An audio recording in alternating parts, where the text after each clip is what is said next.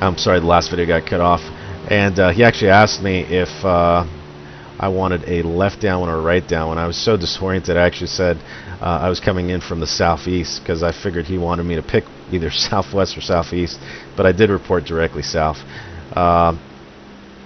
And I actually turned my landing light on about 10 miles out so that he could see me. Right around here, the traffic controller did say he had me in sight, and he cleared me for the left downwind for runway 18. So then I just got a beam of the airport, and I didn't want to stretch too far out because major landmarks like that stack right there, I could not even see that, and I knew that that was bad. So if you're flying VFR and you can't see huge landmarks like lakes and power plants where you expect them to be, that's probably an indicator that the visibility is a lot lower than what was reported. So my passengers are pretty happy, and on the way back I just stayed focused. I wasn't very talkative or anything like that, and I just kind of let them talk and take pictures, and I didn't say anything to them. I didn't want to freak them out about how low the visibility really was. I did make the comment because I did want them to be somewhat included. I just said, you know, this haze is very, very thick, visibility is very low, and they seemed to agree. So when I told them we needed to turn around, they were obviously disappointed. In fact, they were pretty disappointed, but I made the decision that I wasn't going to continue flying into that, and they completely understood, even though they were really excited to see their hometown.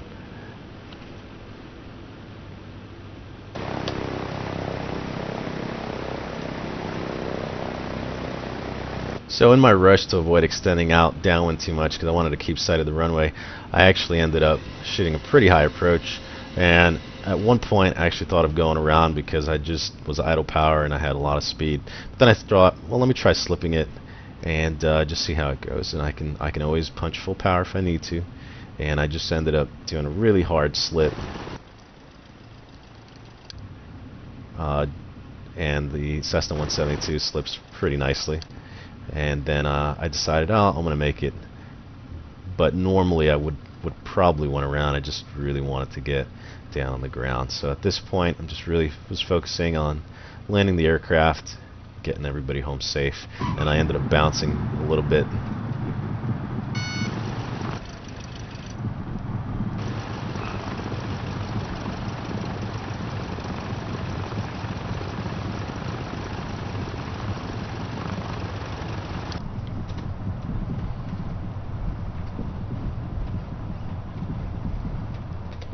So eventually I turned off here at Charlie and I headed back towards the hangars.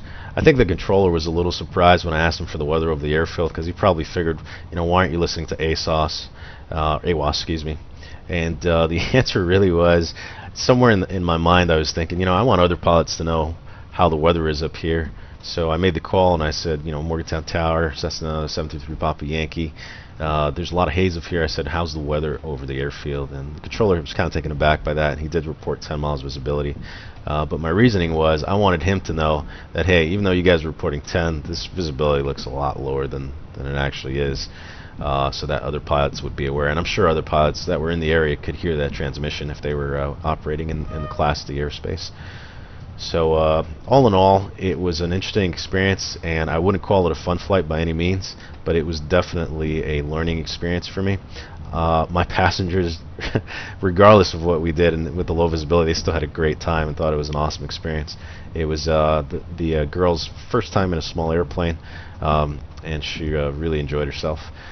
So all in all, what could we learn from this? Basically, don't trust the weather reports. It's not 100%. They definitely give a great educated guess, but it's not something that you want to completely rely on and think that it's 100% that the weather's going to be the way it turns out. And if there's an airment, you probably want to be aware of that. So the next time I'm up, I'm definitely going to, if there's an airment for Sierra, for mist, or for haze or fog, I'm definitely going to be looking for that and making a 180 decision a lot earlier. In fact, I should have made the 180 decision at the airport that I was familiar with instead of probably continuing on to the lake, even though I could see. So I guess it wasn't a bad decision, but it wasn't. I probably should have turned around a little bit earlier and maybe just toward the city that we departed from. Another thing I didn't do is because I was expecting to see landmarks, which I wasn't seeing. I didn't punch in, like I said, the GPS before we departed. When you do your instrument check, when you're checking your airspeed and altimeter setting and your heading, you should probably go ahead and punch in a